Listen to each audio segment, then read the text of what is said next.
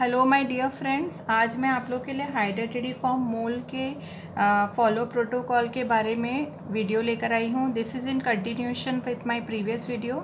जिन्होंने भी ये वीडियो जो मेरा प्रीवियस वीडियो नहीं देखा है वो पहले वो वॉच कर लें और उसके बाद फिर ये वाला वीडियो देखें। मैंने पिछले वीडियो में हाइड्रेटेडिफॉर्म मोल के डेफिनेशन, एटियोलॉजी, क्लिनिकल फैक्टर्स और क्लिनिकल फीचर्स और मैनेजमेंट के बारे में वीडियो बताया था और आज मैं उसका फॉलो प्रोटोकॉल डिस्कस करने जा रही हूँ। जैसा कि मैंने डेफिनेशन बताया था, it is a abnormal condition of placenta where there is partly degenerative or partly proliferative changes in young chorionic villi. This result in formation of clusters of small cysts of varying cyst. It is a type of benign neoplasia with malignant potential. So इसको मैंने पिछले video में अच्छे से explain किया है. Just for your revision, this is a picture of hydrated mole. How does it look like? So इसमें pregnancy होने के बाद में because of some problem in the trophoblast, जो ट्रोफोब्लास्ट लेयर है वहाँ पे instead of formation of placenta और फीटस वहाँ पे इस प्रकार का ग्रेप लाइक स्ट्रक्चर का ग्रोथ होने लगता है. So as I mention in previous video also कि it is a type of benign neoplasia with malignant potential. मतलब ये जो कंडीशन है वो बिनाइन तो होता है बट फिर भी इस कंडीशन में आगे चल के मैलिग्नेंसी होने के चांसेस है. जैसे कि इसके मैनेजमेंट में मैंने बताया था कि इसका मैनेजमेंट में हम पेशेंट को इवैक्यूएट करते हैं as soon as the diagnosis is made and confirm. Patient का जो यूट्रस है उसे इवैक्यूएट और एम्प्टी किया जाता है. तो in as you know that evacuation is a blind procedure. तो इट्स पॉसिबल कि उसमें थोड़ा बहुत टिश्यू पीछे रह जाए और अगर टिश्यूज़ थोड़े बहुत पीछे रह जाते हैं तो that can change into malignancy and it can develop into choriocarcinoma. So it is very important that after patient is evacuated, patient is followed up very strictly and so that we can diagnose choriocarcinoma in time and we can save patient's life. So follow up protocol मैं आज discuss करने जा रही हूँ. So here as I have mentioned, all the case to be followed up for at least 1 year. Objective is to diagnose persistent trophoblastic disease and choriocarcinoma, which I already explained कि possibility है कि patient के अंदर choriocarcinoma develop हो रहा हो तो उसे हमें timely diagnose करना है और treat करना है. इसीलिए follow up बहुत ज़रूरी है और हर patient को at least 1 year के लिए follow up करना चाहिए. So let's see in detail about follow-up. Interval of follow-up every week.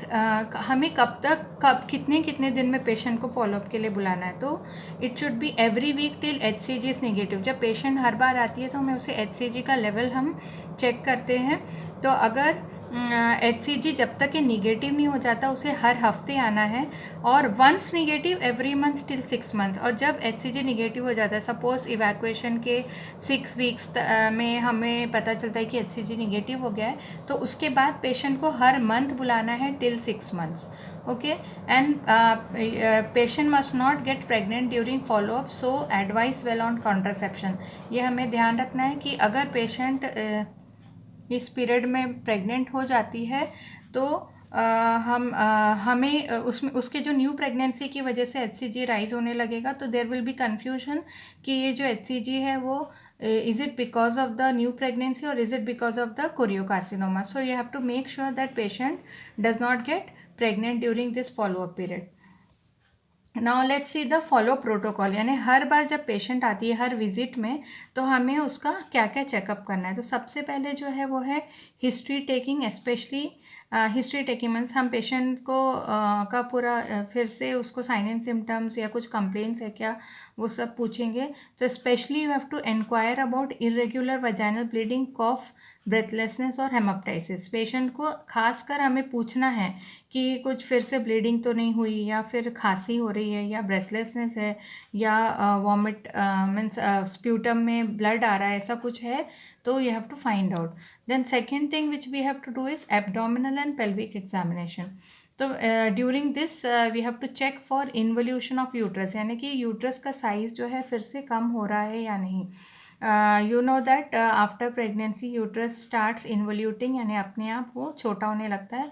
So fundal height के द्वारा और इंटरनल एग्जामिनेशन के द्वारा हमें श्योर करना है कि uterus is becoming small. You have to we can also assess the size of ovary, and you can also look for any kind of malignant deposit in anterior wall. उसके बाद में जो थर्ड थिंग है, हमें कुछ investigation करना है हर visit में. जैसे कि number 1 is detection of HCG in urine और सीरम. हमें पेशेंट का ब्लड में या फिर यूरिन में HCG का टेस्ट करना है हर बार जब तक कि वो निगेटिव नहीं हो जाता.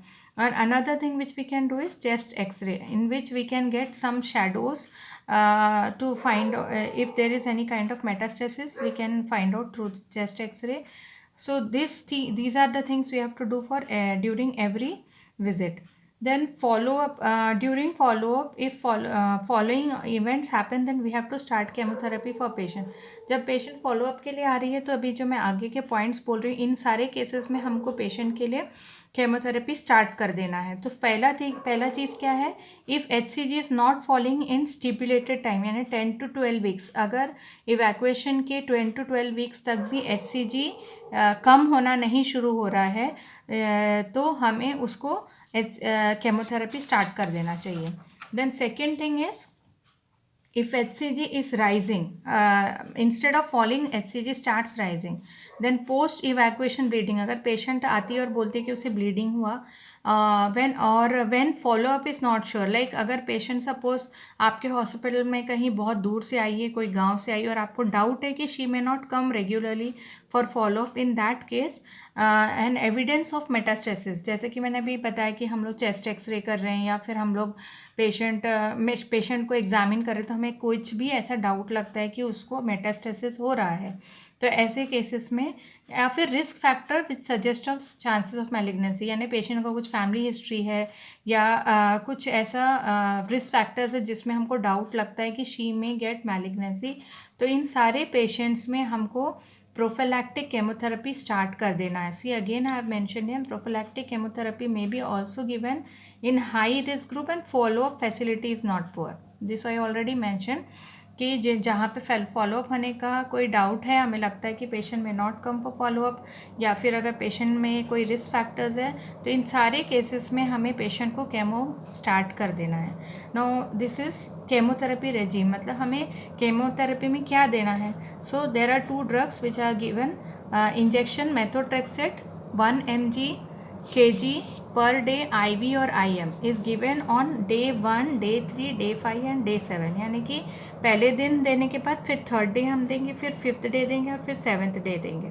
उसी के साथ हमको उसके ऑल्टरनेट डेज में नेक्स्ट डे में विथ मेथोट्रेक्सेट के साथ में फॉलिनिक एसिड 0.1 mg पर kg देना है पेशेंट को on second day, fourth day, sixth day, eighth day. This is given to prevent the toxicity of methotrexate. Okay, और फिर same like this cycle you have to repeat three times. 7 day होने के बाद फिर से next day से हमें दूसरा साइकिल स्टार्ट करना है. इस तरह से पेशेंट को हमको 3 साइकिल्स के लिए ये केमोथेरेपी देना है. इसके साथ ही साथ यहाँ पे again I am going to mention about contraceptive advice. This is very important that woman does not get pregnant at least 1 year or till HCG is negative, as fresh pregnancy will cause confusion in rise of HCG.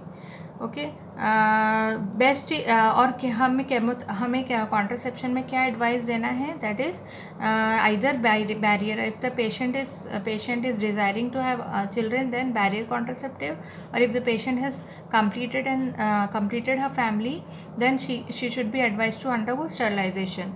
So this was about follow-up schedule of a patient who has undergone hydatidiform mole evacuation.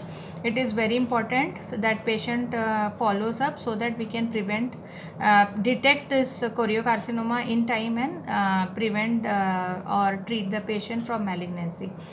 I hope you have understood this and importance of follow-up after hydatidiform mole. Thank you for watching my videos. I am very happy that I am getting very good comments from my viewers.